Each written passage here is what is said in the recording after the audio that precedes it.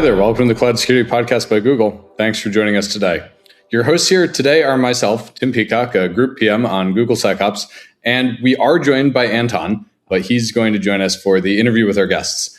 If you like our podcast and want to subscribe, you can get our content piping hot every week at youtube.com/@CloudSecPodcast. If you want to get our back catalog, that's also available there or on Spotify.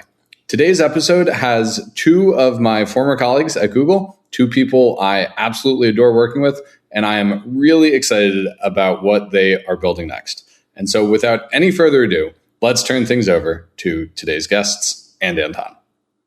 Today, we are joined by two absolute legends in the security space. We've got Mike Armistead, the co-founder and CEO of Pulse Security, and Dan Lamarina, the Chief Go-to-Market Officer. I think you are our first Chief Go-to-Market Officer. So new title, new era. This is great. Glad to break the seal.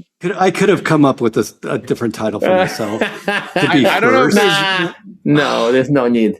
There's no need to reinvent CEO. I think that one speaks for itself. Anton, can you ask the first question? Yes, absolutely. And I think we sometimes get CISOs to join, and we get vendors to join. And sometimes, here we're kind of in this interesting position of you describing your technology as an operating system for CISOs. And while you will get my mildly cynical remarks in a few moments, I just want to think of this as, OS for CISOs, resource management, scheduling. What does the CISO OS look like in practice? If the security tools are hardware and business outcomes are applications, then where's the OS? Explain the whole thing without too much marketing hype, maybe? I'll start off right there. We're not really calling it an operating system. We're calling it an operational management platform. Oh. And so I think the real premise here is the way most of these organizations are running is still on spreadsheets and stale PDF files of their policies and trying to pull all their vendor, telemetries and data sources. And they're using that to try to make decisions. And it's not stored in one spot and requires a ton of human middleware to glue it all together. And that middleware tends to be their teams that should probably be doing other things. So that's kind of, I think, the premise is that you have all this AI, you have agents, you have all this technology now. It's always been designed for practitioners. And what if we could turn the knob and really design something for security leaders? And that's kind of the premise. What I love about how Anton asked that question is the way the show works, listeners, a peek behind the curtain briefly. Here's the curtain, we'll remove it, is we agree in advance on the questions with our guests, but not the answers. It's not a scripted show. We just agree on questions. And Dan even updated the question to not say operating system. And Anton has such strong reading comprehension skills, listeners, that he asked the question as it was previously written. So, Dan, I love how sport you were to answer the previously no longer in the document question. And I will take one more joke in here, which is that an operating system for Anton is Windows 2000. So, Mike, did you want to add to that answer? 2003. Why are you offending me? It's 2003. No, please don't do it, Tim, to me. Yeah, it's 2003. I've told you multiple times, 3 times. But you know what? One thing I kind of liked about that is if you do kind of think about the security function, that is the operating system. And it is back there in Windows, whatever. And Dan did a good job describing kind of why. I mean, it's like one of the only executive functions that is basically run at practitioner low level, and the poor leaders got to kind of construct this narrative from all this signal that can be siloed, can be static, can be, different things. And it's a hard job, right? So that's the part that we hope to help with. So it's a very hard job. I mean, translating security value from the technologist standpoint to the board level on the fly is not easy. We've had multiple episodes about just that challenge. So how are you building a platform or a tool or a product to bridge that gap? Is this like Google Translate for CISOs? Is that what I should imagine? I think it's a little bit more of that, but there are aspects like that. And the aspects would be, it's funny you mentioned it that way, Tim, because we early on got a little different perspective. We got some corporate directors involved. So there's plenty of material out there for CISOs that say, here's what you should tell the board. There isn't a lot of material from the board members saying, here's what I want to hear from the CISO. Oh, Sure. And it was a little bit eye-opening for us that has helped guide our product development, because what it does is, and we do have a part of our product that's about communicating, and even to the board, like, can it create at least 70, 80% of that board deck from the signals that it's getting, because we sit on top of all the silos and the tools and the documents that make that up. But it's a very conversational type way of doing it. You're going to, it's going to be, the person creating the deck is going to be, well, I needed to have this kind of narrative and base it now on reality, not on a guess or my opinion or, something that's just going on out there. And that's the beauty of that system. So it can do that because it can connect those dots. So is this then like a system of record for your security data? Is that what we're building underneath all this? Yeah, I think it's more than that, right? Because there's one thing about being a system of record, and it's a data repository. But this is actually a place where your teams and agents work together to do a lot of tasks. And what it's recording are the results and outcomes of these tasks.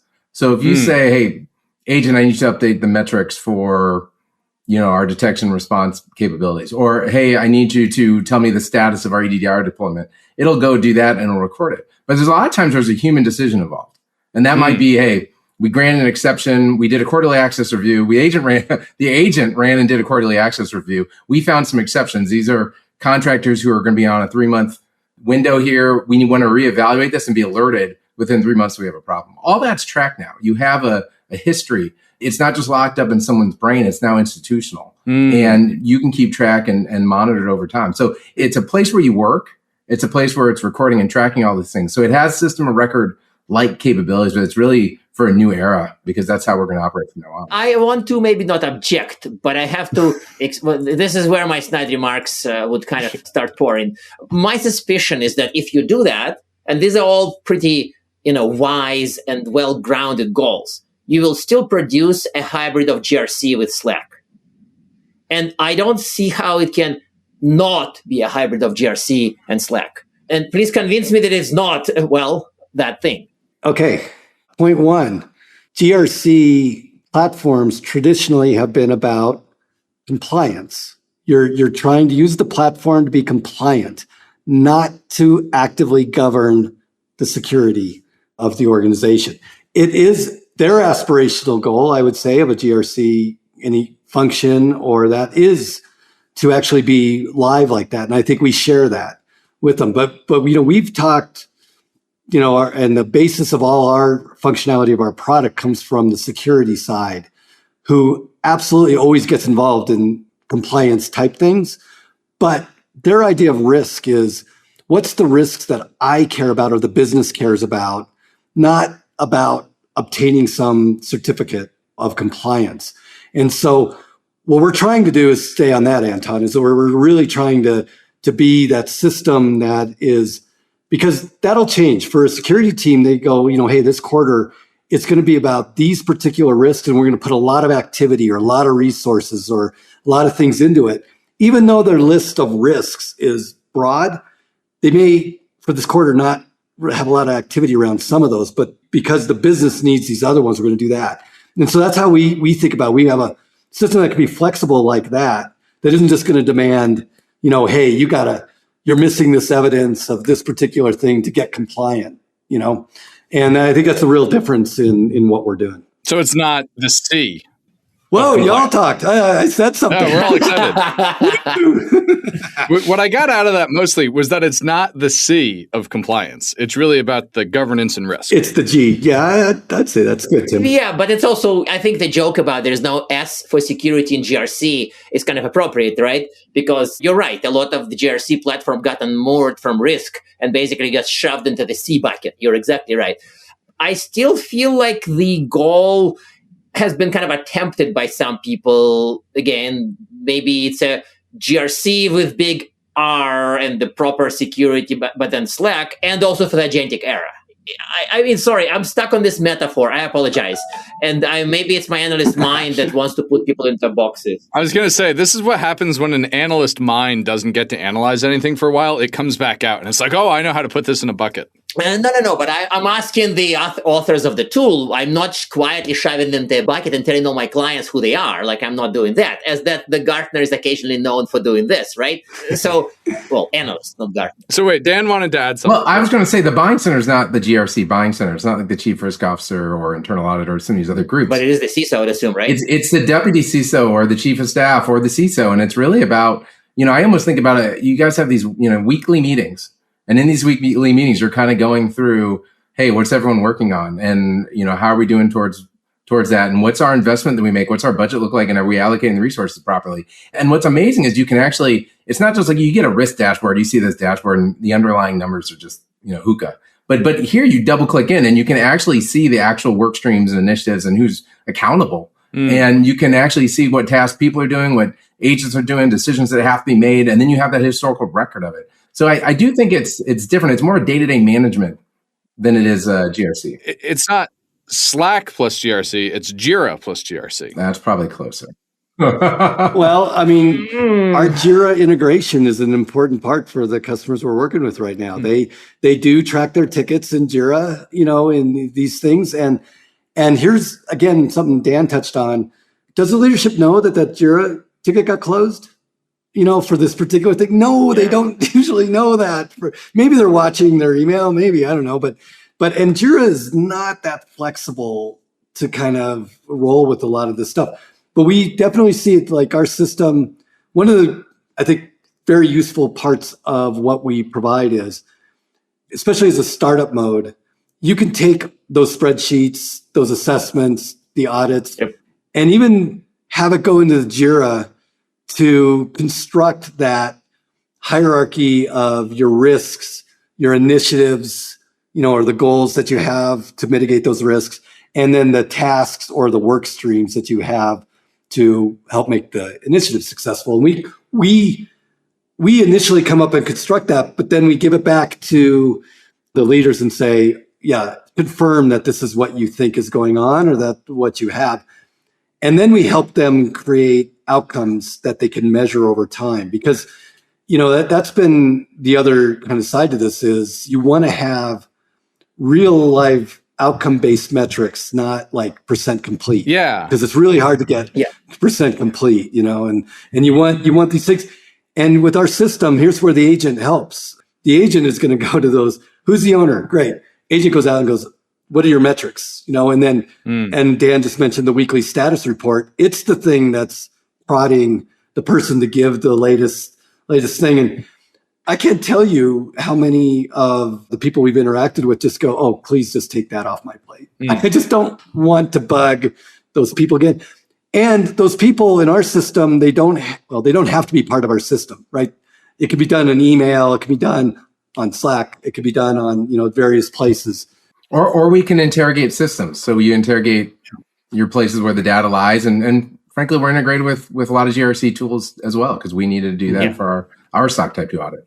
I think that this point, actually, if you would have said you will integrate with GRC, but we are not GRC, I would have loved you and not asked my stupid questions, frankly. So maybe next time, if somebody just wants to shove you in the GRC box, you just proactively slap them by saying, hey guys, we integrate with GRC. Okay. That's fair. I just want to celebrate. Anton admitted his question was stupid. Did everybody catch that? I've never seen him do that before. I'm going to save the quote. We're going to save the quote, put that on the website. Yeah. You should. That's right. Because Gartner killed GRC and called it IRM. And so if I say GRC, I date myself. And so yes, it was stupid on many levels. In any case, another fun question I would ask is about disconnect and connections between CISO and boards. So you've done some research, and of course, it's a notoriously friction-prone relationship. So what are some of the insights, and actually, more importantly, how are they informing the product?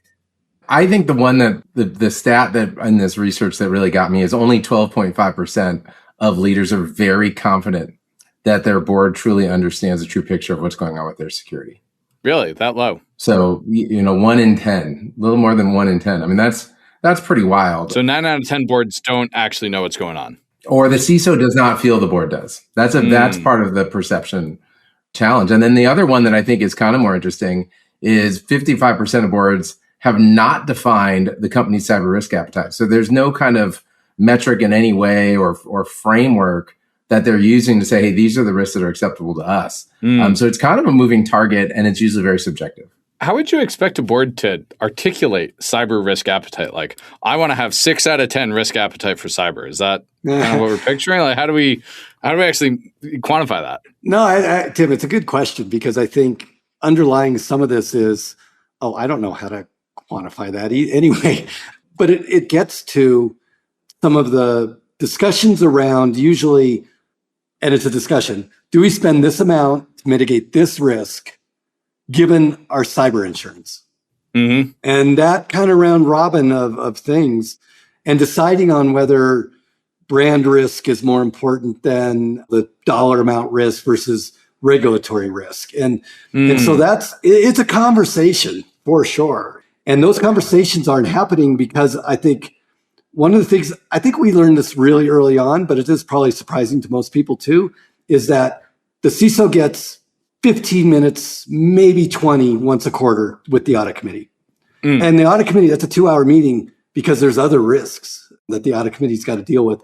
And that is not much time. So they have a very, it's 5 slides to get that point across. The short story is always harder than the long story. As Anton pointed out earlier on Dan's answer to his question that he said was then stupid. Oh, I wish Anton would have shorter stories. He said we could have cut to the chase, and we didn't.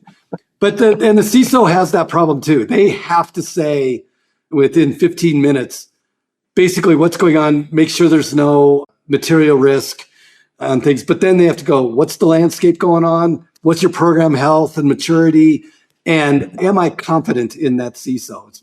So it's hard. That's very hard. You gotta do that. And I think it was very interesting that came out. So then this is a very hard problem. It's not I think, particularly technical one, maybe. How are you helping people solve that very hard problem of the 15-minute slide deck to communicate once a quarter? So in part, and Dan, you can add to this, we basically surveyed a bunch of corporate directors and said, what is the template that you would want to see? And it's just what I kind of just mentioned. They want to make sure nothing material is going on first. And do I have a green, yellow, or red there? Now, they would have already heard about a material breach, right? Because that's what you have to communicate. But the SEC would hope so. Yeah, at least some of the board would know, but not maybe the full audit committee or board. And then they want to know about interesting new landscape, emerging threats that they have that actually are relevant to the company. So yes, I've heard about first sell happening. We just don't happen to have any of that. That's not that interesting. It's really like, what was really there. And then they want to have some gauge for program health and status, right? And that's sometimes a maturity gauge. Sometimes it's we're focusing on these areas because of this, and we're spending this. And what they're really gauging, to tell you the truth, is the confidence they have in that person. And does that person have control over their function? Yeah. Let's talk about security program. I've seen you guys talking about this like MVSP, minimum viable security program concept. Mm-hmm. What does that mean? What's actually in an MVSP, and what's the next step beyond it? How do you know what's minimum and what's plus on top? But can you define it a little better? Because we've seen people with MVSP for product, and that's been kind of tricky and argumentative at times. But this is a program, so I'd love to hear the definition. I would define as the minimal viable security program is 100% dependent on your situation as a company. What's your budget for security? How many people do you have? What regulatory environment you're within?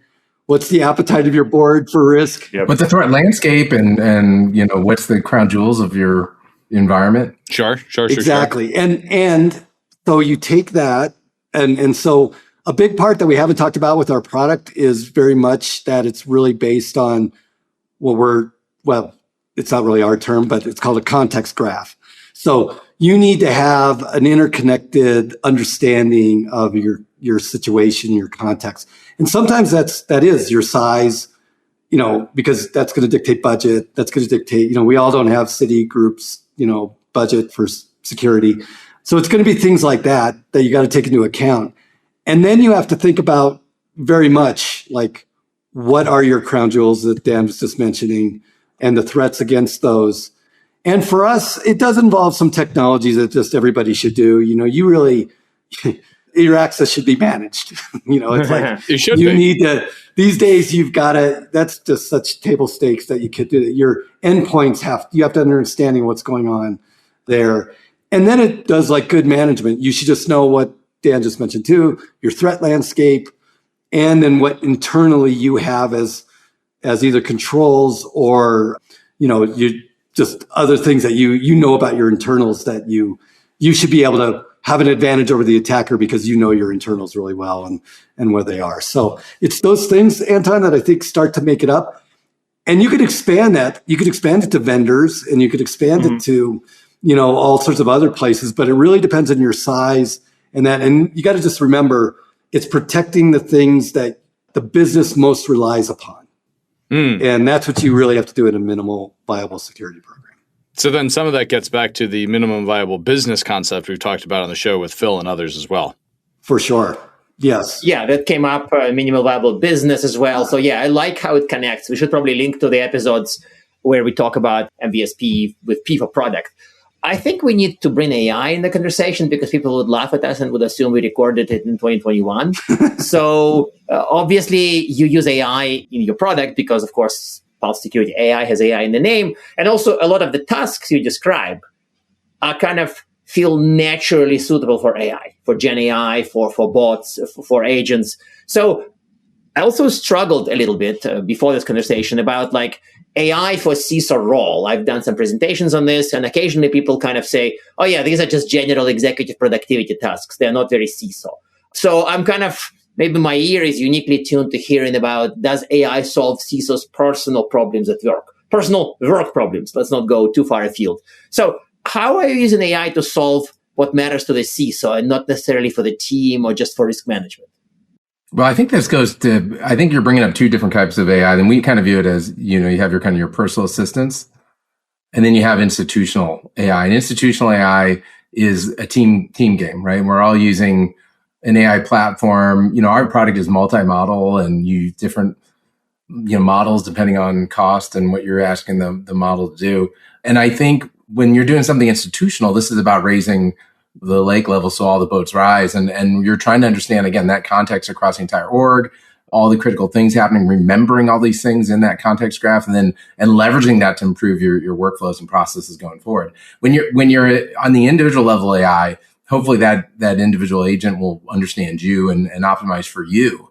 But then you get in your silo, you don't have context that goes across the entire org. And the other thing that I think a lot of these, all these vendors who are kind of building this kind of next generation of technology, the most important stuff for us are going to be security, consistency, accuracy. Like we're doing everything we can to make sure the platform itself is stable, regardless of the model, regardless of the AI we're using. So it's kind of the dependencies that you're going to have. And again, we've seen right now where particular models or even companies are getting ixnayed by the government or other factors. And you have to have flexibility. And if you're providing availability at an enterprise level, you need to be able to change out and still provide that same level of service. So I can't believe Dan didn't bring this up because he always brings up these use cases that are actually for the CISO professional career. CISOs don't last very long. Well, I shouldn't say it that way. You mean like heart attack, or you mean like a tenure? Yeah. It's like CMOs too. You're gone in a year and a half. Yeah. But you're not the CMO. You have a different title. You're protected. You've blended in. That's okay. Clock is still ticking on him. But there's a very common use case is a new security leader comes into an organization. They have no idea what to believe. So they hope they can trust that deputy. They hope they could trust someone who's giving them the tribal knowledge of stuff. Wouldn't it be great if they could actually get something that had captured that tribal knowledge? I mean, I think this is where they could either use it as like a bit of a due diligence. So they could do some assessments. They could see how the program maps, within what the work's being done, look at the risks, all those kinds of things. So that's where we think we could help CISOs that might be new, and that too. Obviously, we already touched on one. It's so important to the career of the CISO to be able to communicate, to the business level, either their peers or the board. And so we are spending a bunch of functionality and capability to do that. help them build their board decks, help them build even just, materials that they can communicate with, and even just know stuff. I mean, we have a workflow that agents do that just are looking at business press that their executive team or the board is looking at, not detailed security press, but the business press, and making sure that they're up to date on something that hit. So they could just answer it like that and just sound very intelligent and things like that. So we're really trying to help their careers too. Do you have the agents listening to our podcast? Do we have it? I mean, I'm pretty sure there are some. No, your agents. Like Pulse ought to be listening to our podcast. So Pulse stays. Of course they are. You would have had to fill out a confidentiality agreement. And we would have, it's all about controlling access and rights. Oh, no. The other thing that I'll say back to Anton's question about the AI use, we also, because of our time working on it for a long time in AI, we kind of, both at Mandy and then at Google, we also feel like we know what it's good for and what it's not. And we're not using an LLM for a database. We're using it to execute stuff primarily. So we're a skill set. We do skills on top of it to use it. And so we don't train model on your data. We don't do any of that kind of stuff. We're using a general purpose LLMs, but we're really putting in the automation that you'd have to do that actually have nothing to do with LLMs, and then the skills that we would use LLMs for. And that's a lot of how our products are architected. So I want to ask one more question about CISOs and not their short-lived nature, but their community. Short-lived nature. You've created a community of CISOs to share, stuff the way that CISOs want to do. How is that going? Are people really excited to go to a totally vendor-neutral dinner and not discuss, how does it work in practice, and how's that informing your product? So let me start on this. One of the things that we've done is done workshops that have been led by our advisors that are corporate directors.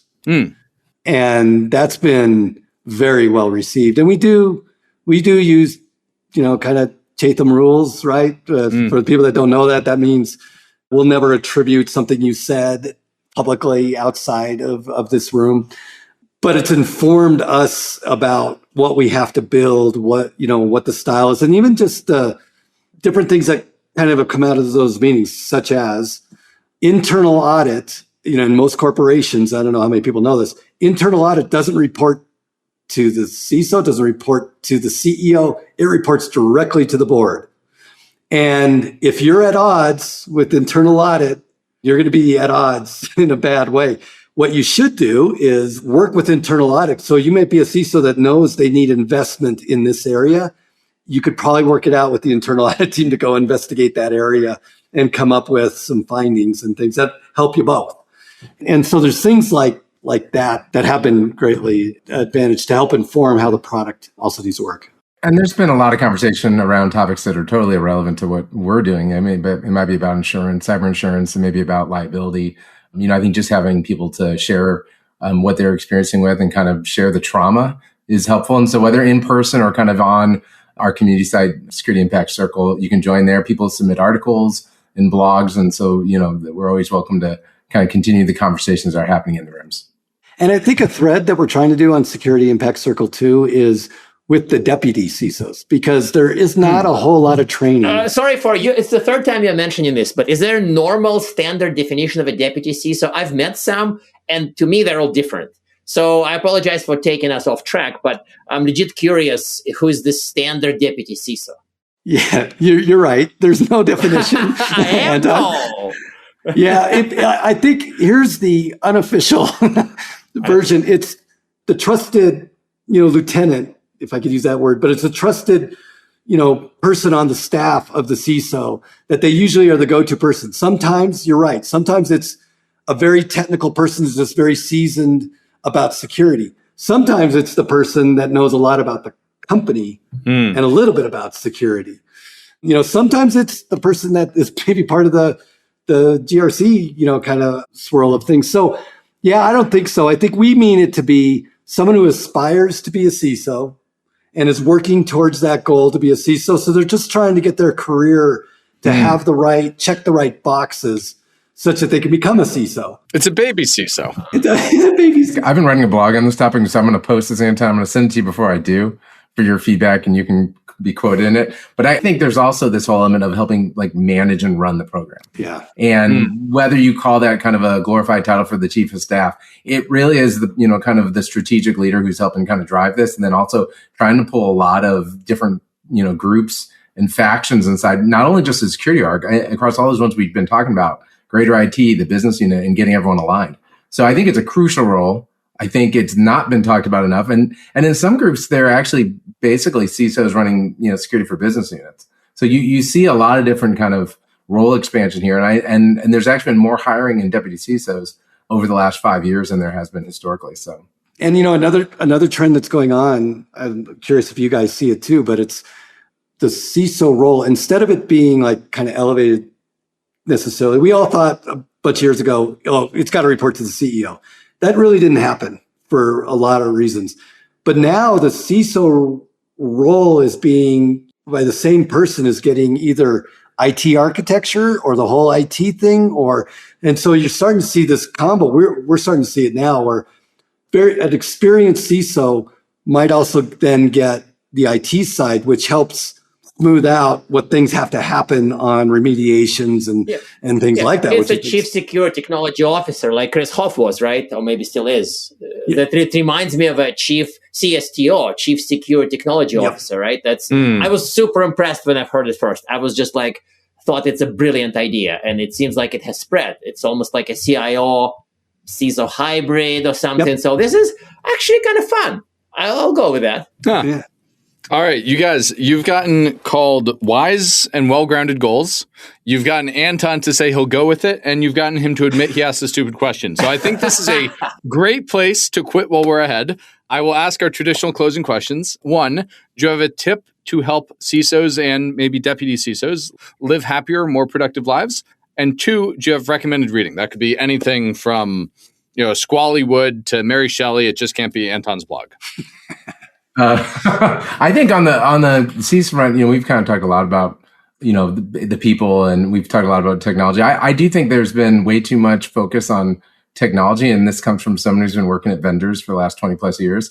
It's really time to start looking at people and process, and this is a great time to do it because, as Anton mentioned, with all the productivity you can get from AI, it's never been a better time to kind of reevaluate how we're staffing things, how we're thinking about running programs. And so if you can find the time to not keep putting out all the fires, but instead kind of reevaluate and really start fresh, I do think this is a great opportunity, for security teams and companies in general.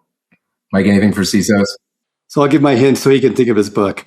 I agree with what Dan said, and I do think that there are silos right now that can easily be combined because of agentic workflows and things like that. You just can do that, and so you should look for ways to have those happen less expensively by technology in that too.